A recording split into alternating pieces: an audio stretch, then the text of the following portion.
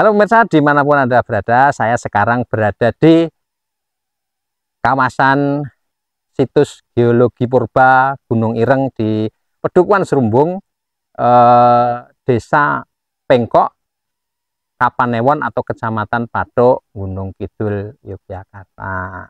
Nah, di belakang saya ini adalah papan panduan yang di atas ini kalau kita mau lurus ya, kita mau lurus ke sana, ini adalah kawasan pusatnya, dan yang ke sebelah kanan nanti di sana itu adalah macam-macam, ada cagar alam geologi, kemudian Watu Tumpang, ada sisik ular, tapak kaki, sendang, dan lain sebagainya. Dan ini nama-nama ini adalah nama-nama yang ditumbuhkan oleh masyarakat setempat.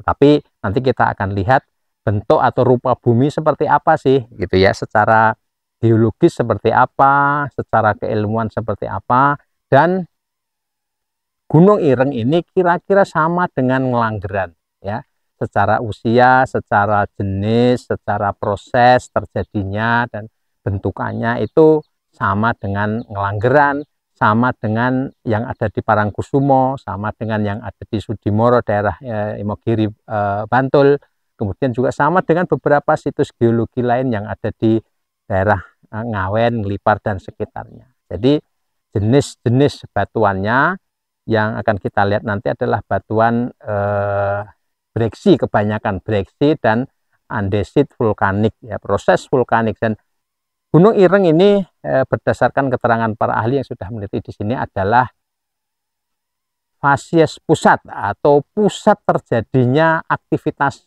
magmatik. Jadi magma dari dalam bumi keluar dan kita nanti akan bisa melihat seperti apa bentuknya, rupa buminya seperti apa, dan mungkin sebagian nama-namanya nanti akan kita tunjukkan di lokasi ya. Kita akan jalan-jalan berkeliling, ikuti terus perjalanan kita.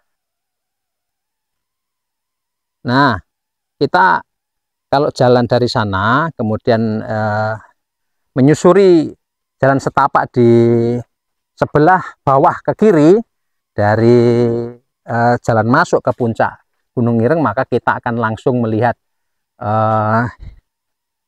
singkapan batuan sisa dari aktivitas geologis purba di Gunung Ireng ini. Dan ini satu di antara contohnya yang ada di depan ini adalah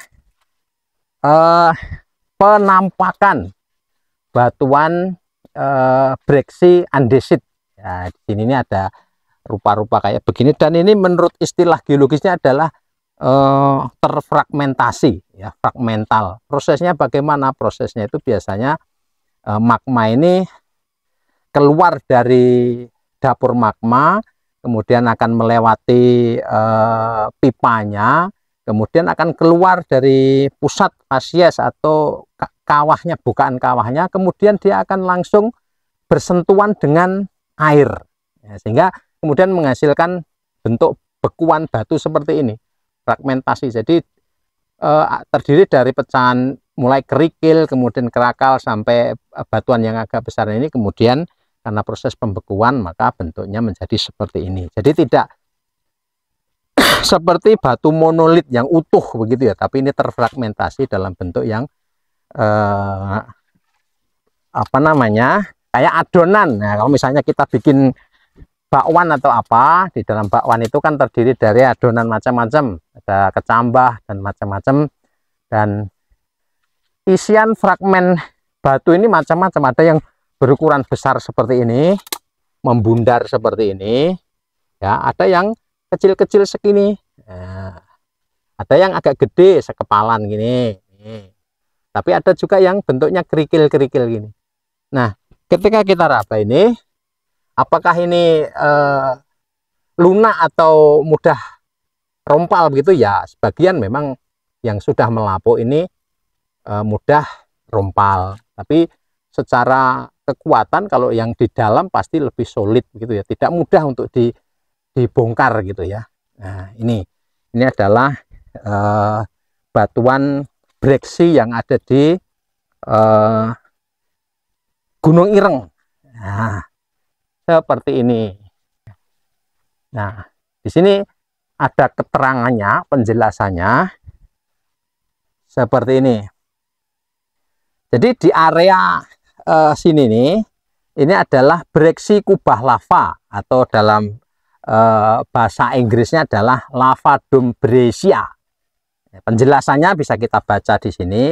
Breksi kubah lava dibentuk oleh magma yang menjangkau kawah dan terbreksiasi oleh perubahan suhu dan tekanan serta berhubungan dengan udara bebas.